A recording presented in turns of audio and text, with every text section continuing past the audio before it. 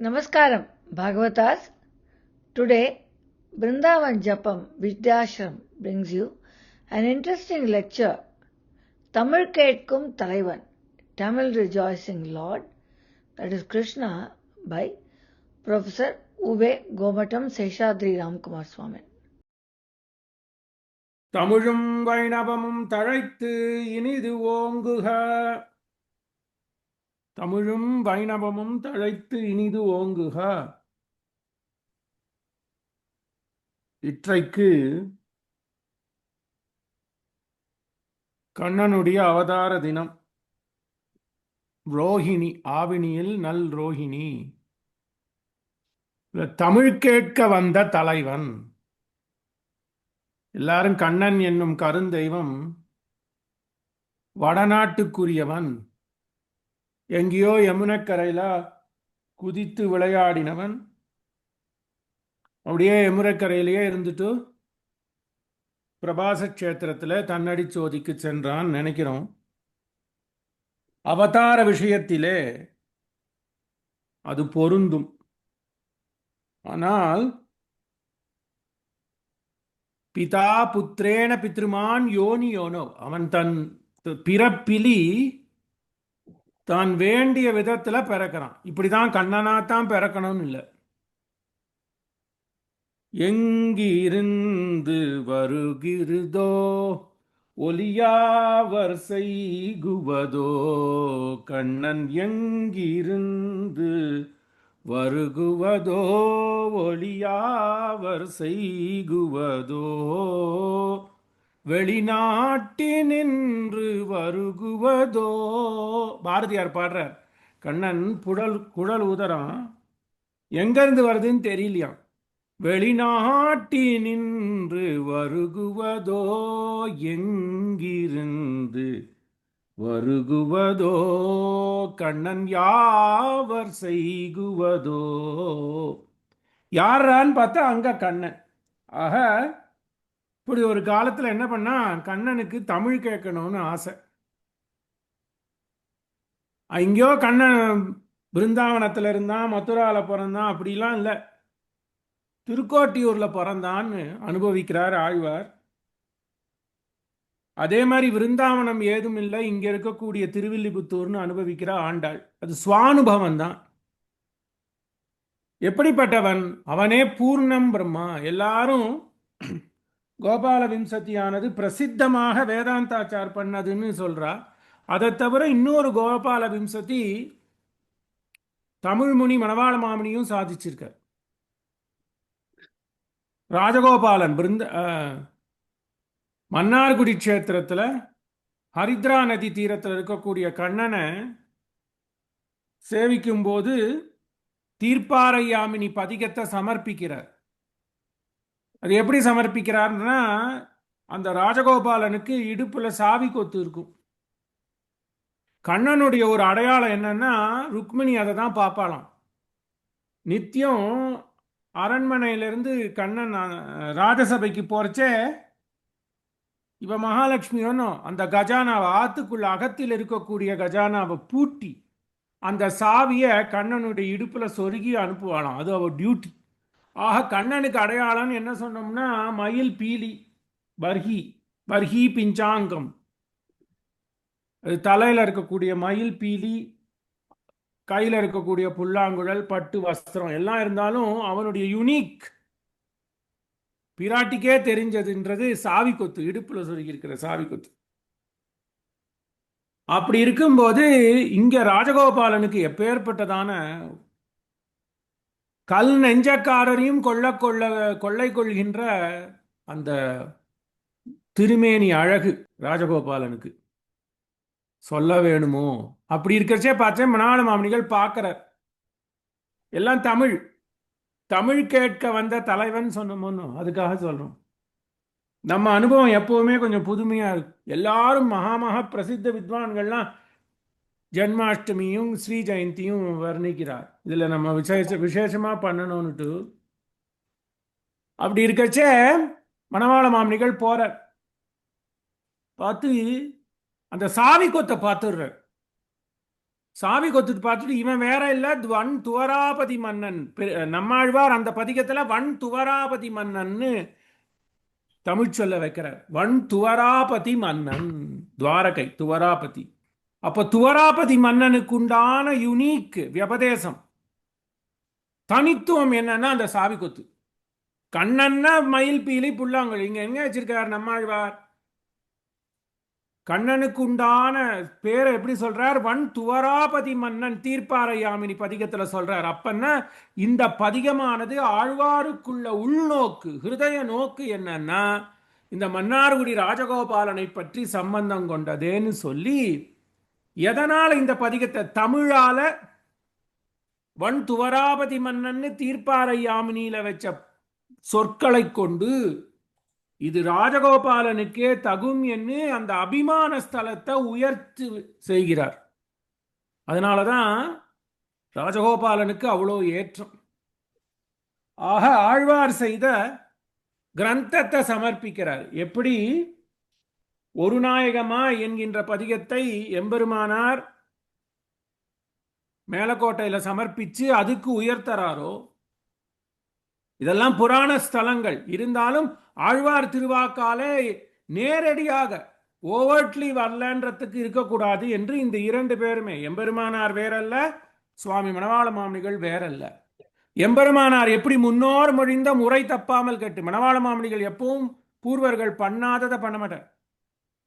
எம்பெருமானார் ஏற்கனவே இதற்கு வழிவகுத்தார். மேலக்கோட்டை திருநாரணன் தாள் காலம் பெற சிந்தித்து ஓய்மினோம். அதுக்கு எப்படி சமர்ப்பித்தார்னு உங்களுக்கு தெரியும். வேற எந்த திவ்ய தேசத்திலும் இல்லாத ஒரு வியபதேசம் மேலக்கோட்டையில் திருநாராயணபுரத்தில் திருவடியிலே ஸ்ரீ மகாலட்சுமி இருக்கா. அங்கேயும் திருநாரணன் தாள் காலம் பெற சிந்தி தூய்மினோ சொன்னோமா, அதனால் அவர் வச்சார். இவர் பார்த்தார் இங்க அழகா சாவி கொத்து இருக்கே ராஜகோபாலனுக்கு. அதனால இந்த பதிகமானது நம்மாழ்வாருடைய மனமானது இந்த ராஜகோபாலனை சொன்னதே என்று சமர்ப்பிக்கிறார். சமர்ப்பித்துட்டு பார்த்தார், இவன் இப்படி வந்திருக்கானே, இவன் எப்பேற்பட்டவன்? பூர்ணம் பிரம்ம ஸ்வயம் இஹ விஹாய அஹிபரியங்கவர்யம். கண்ணன்னா என்ன? எளிமை. பூர்ணம் பிரம்ம, மணவாள மாமணிகளுடைய சம்ஸ்கிருத கிரந்தம். பூர்ணம் பிரம்ம ஸ்வயம் இஹ விஹாய. மணவாள மாமணிகள் எடுத்தா பக்தி பிரவாகம் தான் நிறைய இருக்கும். உபதேச ரத்னமாலை எடுத்துக்கோங்க, பக்தி. அதோட ஆர்த்தி பிரபந்தம் எடுத்துக்கோங்க, பக்தியும் ஆர்த்தியும் சேர்ந்தது. நிறைய கோபியஸா பண்ணலன்னா கூட முத்து தெரிச்சா மாதிரி பண்ணிட்டு போயிடுவார். ஏன்னா எளிமை, சுவாமியும் எளிமை. எங்க பூர்வஜர்னு நான் சொல்லலை, இருந்தாலும் ஒரு பெருமிதம் தான் எனக்கு. வேற எந்த ஒரு பேட்ஜும் எனக்கு கிடையாது. சீலமில்லா சிலியே, ஒன்னே ஒன்று அந்த சுவாமியோடைய வம்சன்றது தான். அப்போ பூர்ணம் பிரம்ம ஸ்வயம் இஹ விஹாய. சிலதெல்லாம் புதுசா சொல்லணும்னு ஒரு ஆசை. எத்தனை பேருக்கு தெரியுமோ தெரியாதோ, வேதாந்தாச்சாரம் மாதிரி சம்ஸ்கிருதத்துல கிரந்தம் பண்ணவா யாரும் கிடையாது. அவருடைய கோபால விம்சதி பிரசித்தம்.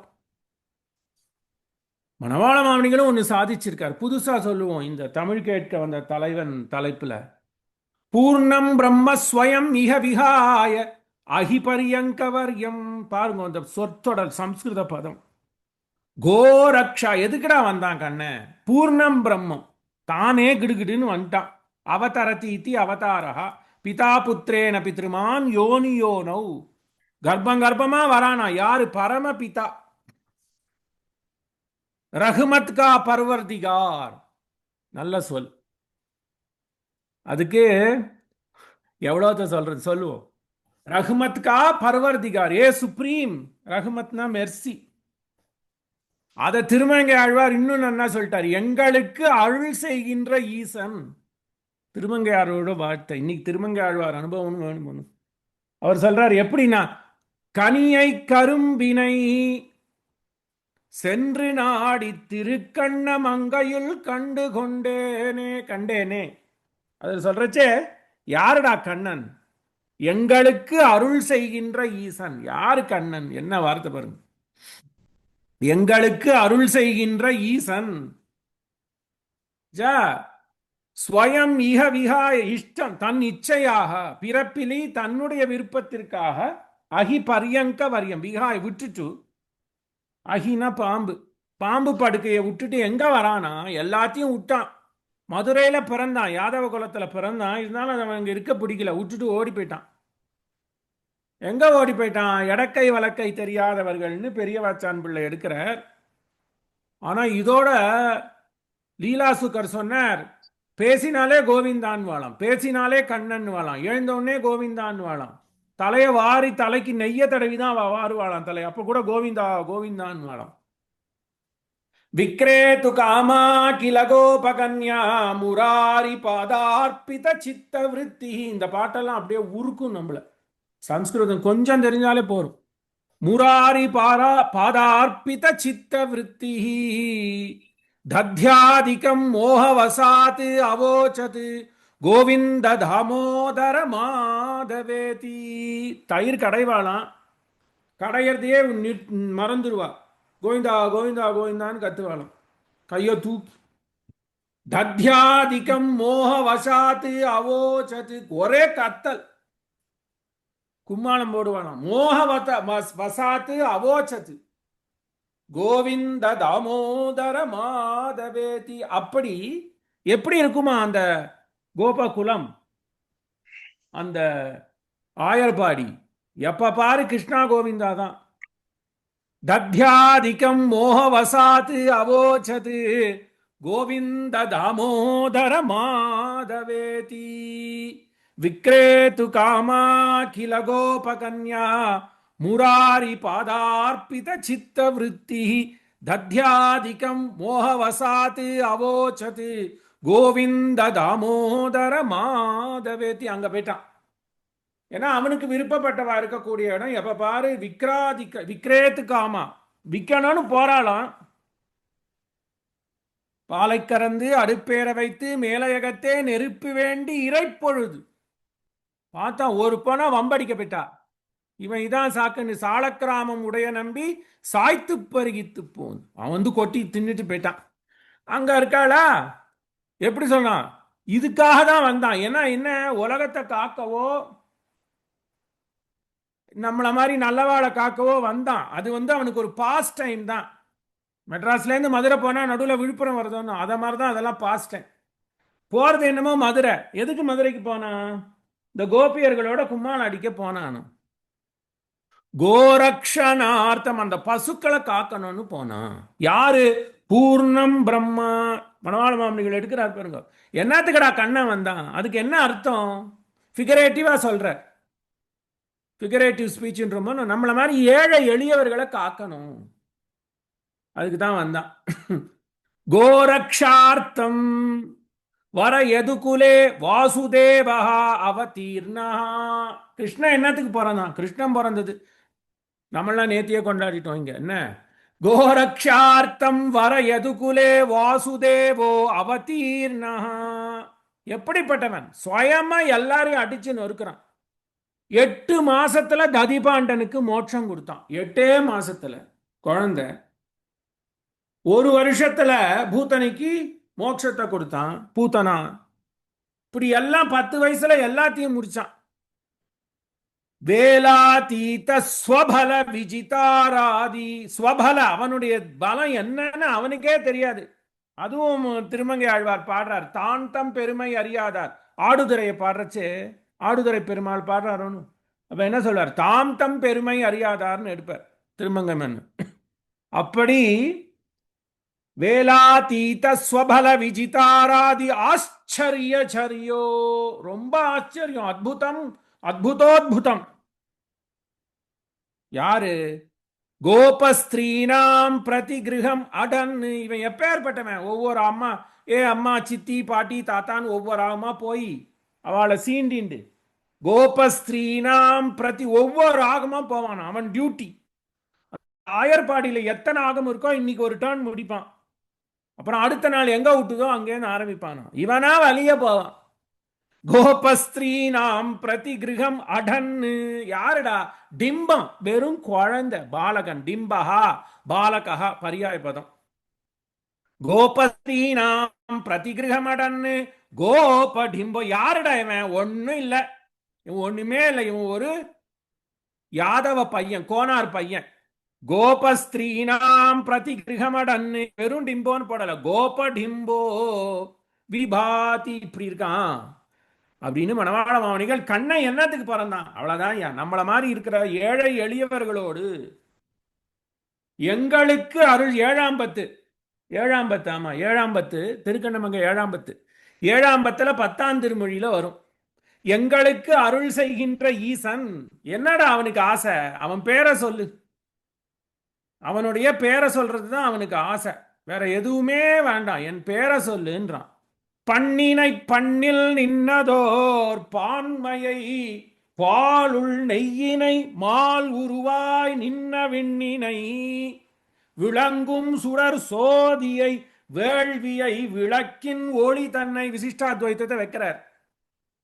மண்ணினை மலையை அலை நீரினை, அலையில நீர் இருக்கு, நீருக்குள்ள அலை இருக்கு, மாலை மாமதியை மறையோர் தங்கள் கண்ணினை கண்கள் ஆறளவும் நின்னு கண்ணமங்கையுள் கண்டு கொண்டேனே. எப்படி சொல்றாரு?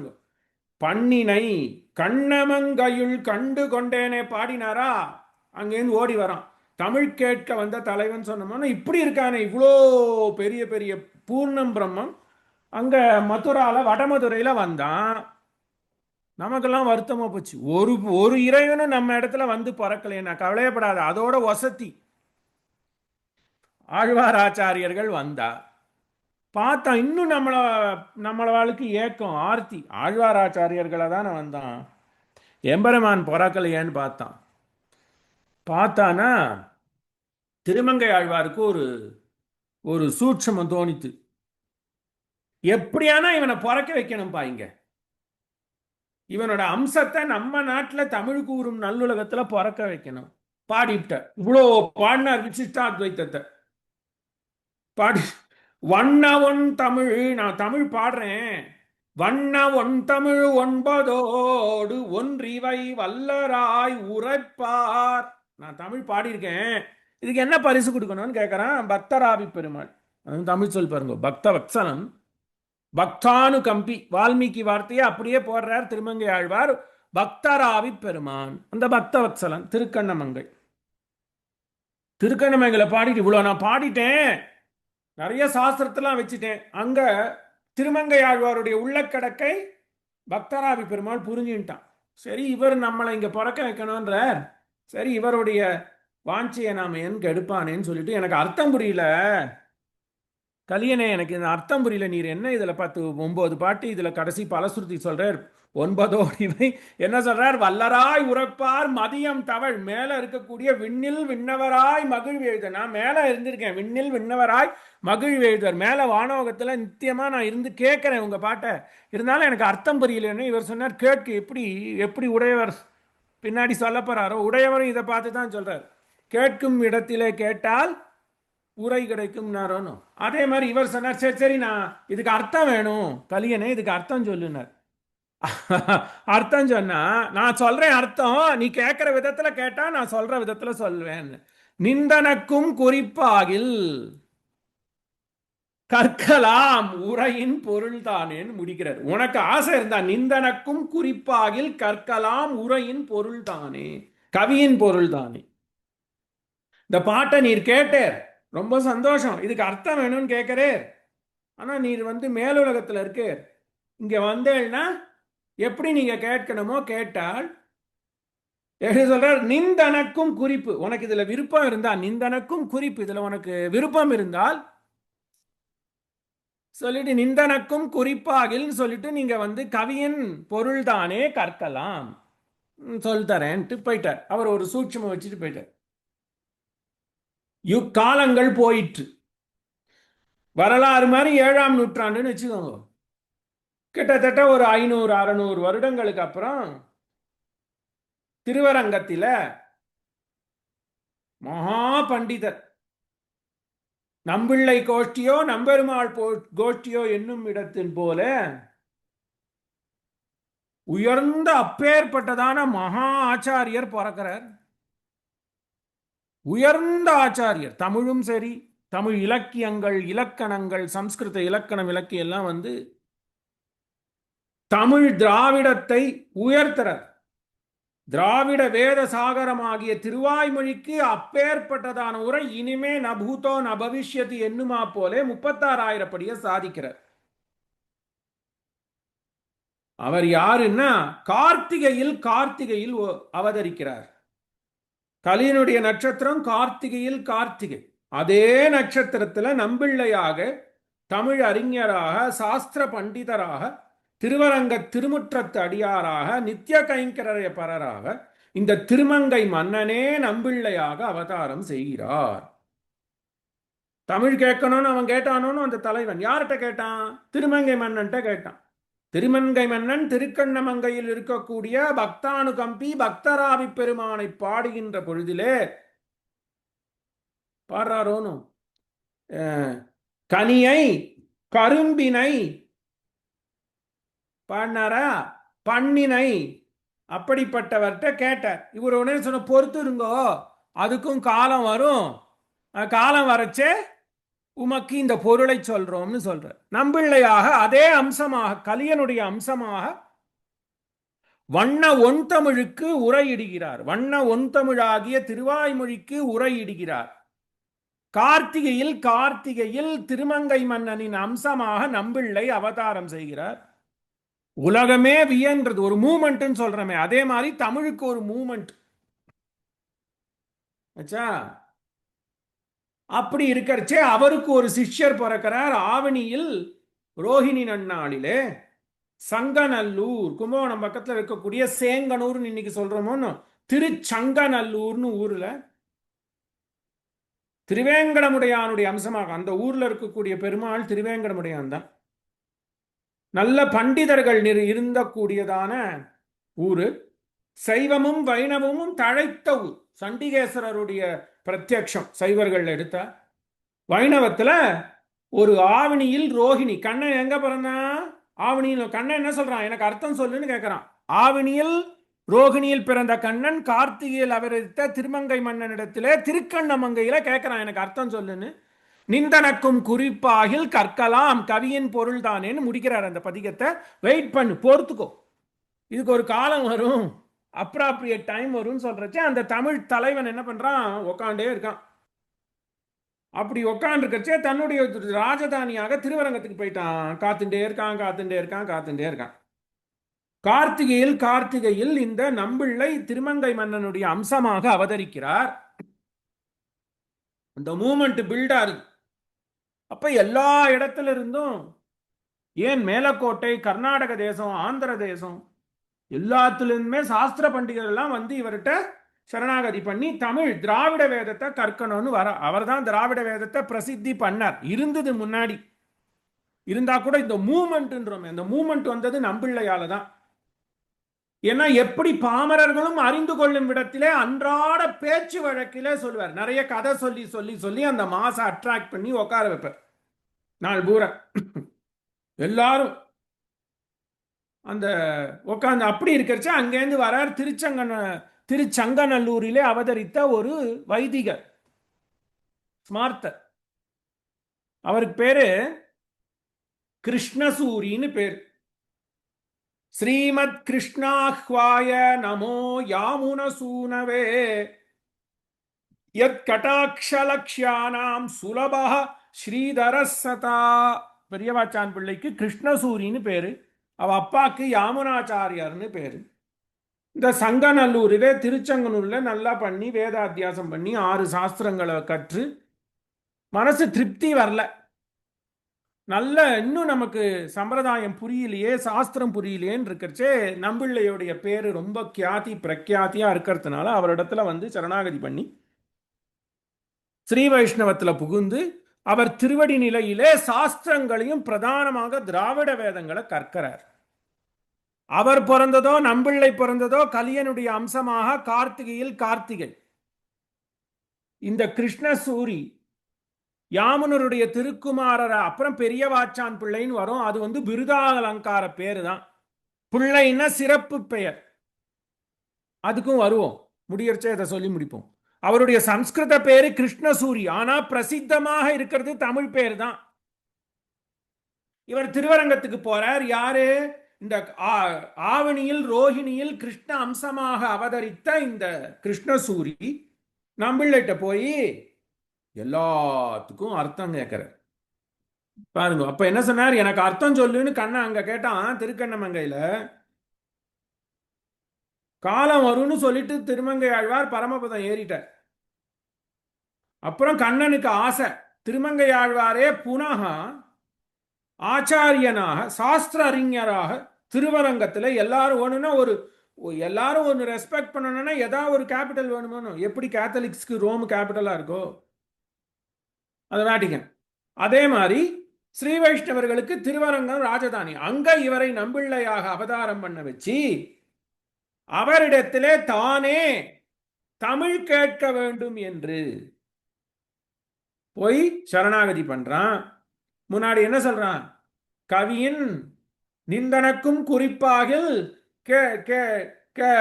சொன்னான்னு உனக்கு இஷ்டம் இருந்தா, இவருக்கு தான் இஷ்டம் இருந்துட்டே இருக்கேன், அந்த வாஞ்ச போவே இல்லை.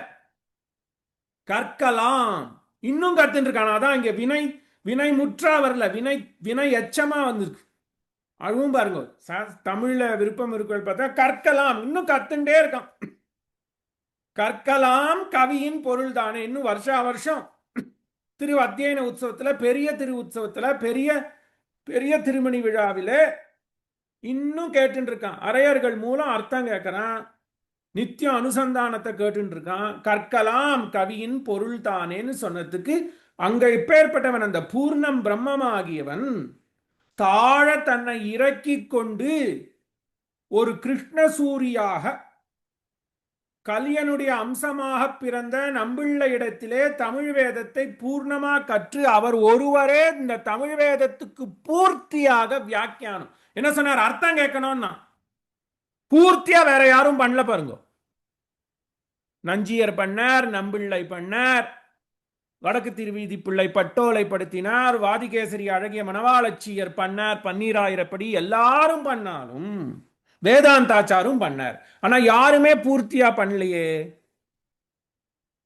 பெரியவாச்சான் பிள்ளை கண்ணன் மட்டும்தான் பூர்த்தியா பண்ணதோடு மட்டுமல்லாமல் பட்டோலையும் செய்து விட்டு போனான். அத டாக்குமெண்ட் பண்ணிட்டான். கேட்டது மட்டுமல்லாமல் மற்றையோர்க்கும் உபயோகப்படும்படி அந்த கண்ணன் என்ன பண்ணான், தமிழை கேட்டான். ஏன்னா அவன் வேற யாரும் இல்லை, அவனே அவன் யாரே, அவனே வேற ஒண்ணும் இல்லை, அவனே பண்ணினை பண்ணினில் நின்றதோர் பான்மை சிரேஷ்டம். பண்ணு மட்டும் இல்லை, அதுக்குண்டான பான்மையை பாலுள் நெய்யினை போல மால் உருவாய் நின்ற விண், அப்பேற்பட்ட விண்ணு அவன் என்ன பண்றான், இங்க வந்து இருந்து ஒரு கார்த்திகையில் பிறந்த நம்பிள்ளை இடத்துல பாட்டை கேட்கறான், அதுக்கு அர்த்தத்தை கேட்கறான். அர்த்தம் மட்டும் இல்லாமல் சாஸ்திர உட்பொருளையும் கொண்டு இத்தனை வலுமினஸ் டெக்ஸ்ட் 4000க்கும் வியாக்கியானம். யாரு, கண்ணன். அவன் எங்கேயோ வடநாட்டுல எங்கேயோ பிறந்தான் இல்லை, இங்க பிறக்கிறான். ஒரு 500 வருஷம் முன்னாடி பிறந்து நாம் இன்று படித்து உஜ்ஜீவனம் அடைய வேணும் என்பதற்காக அந்த பூர்ணம் பிரம்மம் ஸ்வயம் மிக விகாய, அப்ப மட்டும் இல்ல, ஒரு துவாபர யுகத்துல மட்டும் இல்ல, இப்பையும் கலியுகத்துல 500 வருடங்களுக்கு முன்னாடி வந்து இருந்தான் என்பது நம்மோர் ஏற்றுக்கொள்ளக்கூடிய ஒரு திருப்தியான கொள்கை. நம்மோர் எல்லாரையும் எடுத்தாளான்னு சொல்ல கேட்காதீங்க. ஸ்ரீ வைஷ்ணவத்திலே பற்றும் நாட்டமும் உடைய நம்மோர் ஏற்றுக்கொள்ளக்கூடிய ஒரு கொள்கை. அப்படிப்பட்ட கண்ணனே கிருஷ்ணசூரியாக வந்தான். அதனாலதான் அவருடைய தனியில் என்ன சொல்றது, இந்த கிருஷ்ணசூரி பண்ண கிரந்தத்தை அல்லது அந்த கிருஷ்ணசூரி எடுத்துக்கொண்ட மூல கிரந்தத்தை நினைச்சாலே போரும். அப்படின்னா திராவிட பிரபந்தங்களை நினைச்சாலே போரும். It is the easiest route to attain Kannan. நான் சொல்ல, தனியன்லே இருக்கு, சுலபகா ஸ்ரீதர சதா. அந்த பெரியவாச்சான் பிள்ளைய நினைக்கிறோம், பெரியவாச்சான் பிள்ளை கிரந்தத்தை நினைக்கிறோம். அந்த பெரியவாச்சான் பிள்ளைக்கு உபாசனா கிரந்தமாக இருந்த ஆழ்வாருடைய அருளி செயலை நினைத்தாலே போரும். யத் கடாட்ச லட்சியானாம், அவருடைய அந்த பெரியவாச்சான் பிள்ளையுடைய லட்சியம் என்ன, திராவிட வேதங்களை பரப்பணும், அது அர்த்தத்தோட பரப்பணும். அப்படி திராவிட வேதத்தை யாரு அனுசந்தானம் பண்ணாரோ, வண்ணமாடங்கள் சூழ்த்திருக்கோட்டியூர் கண்ணன் கேசவன் நம்பி பிறந்தினில் எண்ணெய் சுண்ணம் எதிரெதிர் தூவிட கண்ணன் முற்றம் கலந்து அலராயிற்றே.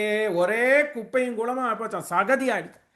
அழற் கண்ணன் முற்றம் கலந்து அலராயிற்றே சீதக்கடலுள் அமுதன்ன தேவகி கோதைக் குழலால் அசோதைக்கு போத்தந்த பேதைக் குழவி பிடித்துச் சுவைத்து உண்ணும் பாதக் கமலங்கள் காணீரே பவளவாயீர் வந்து காணீரே.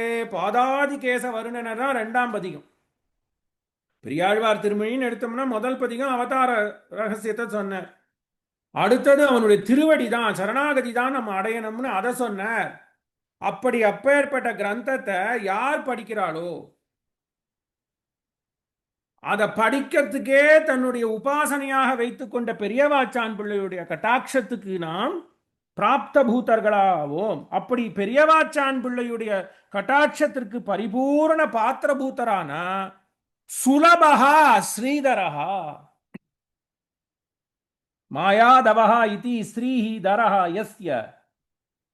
அப்படி அந்த கண்ணனுக்குடைய கட்டாட்சத்துக்கு பாத்திரமாவோன்னு பெரியவாச்சான் பிள்ளைய சொல்லிட்டா. இப்படி எல்லாம் பண்ணாரே கிருஷ்ணசூரி, எப்படி பெரியவாச்சான் பிள்ளையானார்? தமிழ்னாலதான் பெரியவாச்சான் பிள்ளை என்றது ஒரு உபகாரமாக அவருக்கு கொடுத்தக்கூடிய விருது. பிள்ளை அப்படின்னா குழந்தைன்னு எடுத்துக்கூடாது, ஒரு ஆசையாக. த சொசைட்டி ரெக்கக்னைசஸ், எங்காத்து பிள்ளை, எங்க வீட்டு பிள்ளை அப்படின்னு சொல்றோமோ. அப்படி எல்லோராலும் விரும்பத்தக்கவர் தான் பிள்ளை. ஆச்சான் எப்பேற்பட்ட ஆச்சான்? இவர் எல்லாருக்கும் ஆச்சாரியனாக இருக்கார். எல்லாருக்கும் பின்னாடி வந்த ஆச்சாரியர்களுக்கும் ஆச்சாரியரா இருக்கார். இவர் இல்லைன்னா திராவிட வேதம் புரியாது. அதனால இவர் ஆசாரியர். மற்றவர்கள் செய்யாததை இவர் செய்தார். மற்றவர்கள் யாரும் 4000க்கும் வியாக்கியானம் செய்யல. அதனால பெரிய ஆச்சான் பிள்ளை என்பது பிருதாலங்காரம். அதுவே இவருடைய இயற்பெயர் மாதிரி ஆயிடுச்சு. ஆனா இவருடைய இயற்பெயர் என்பது கிருஷ்ணசூரி.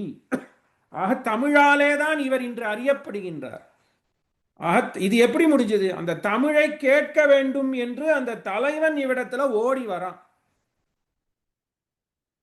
இல்லையா?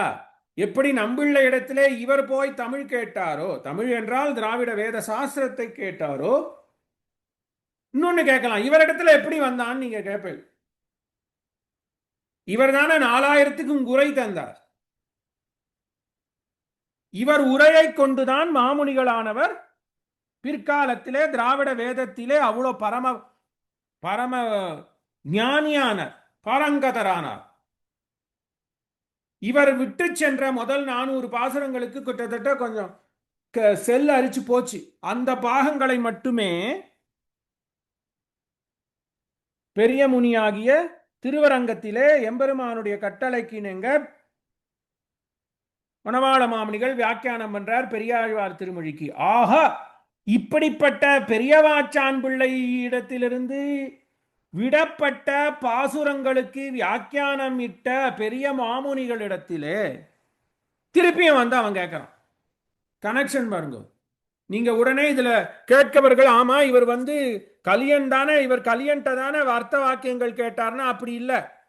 பிற்காலத்திலே அந்த பெரிய திருமணி மண்டபத்திலே, திருமாமணி மண்டபத்திலே மாமுனிகளிடத்திலே ஒரு வருட காலம் தமிழ் பிரபந்தங்கள், வெறும் திருவாய்மொழியை மட்டும் சொன்னார்னு இல்லை, திருவாய்மொழி சொன்னார்னா மற்ற பாசுரங்களும் அடையவே எடுத்துதானே விளம்பி இருப்பார்.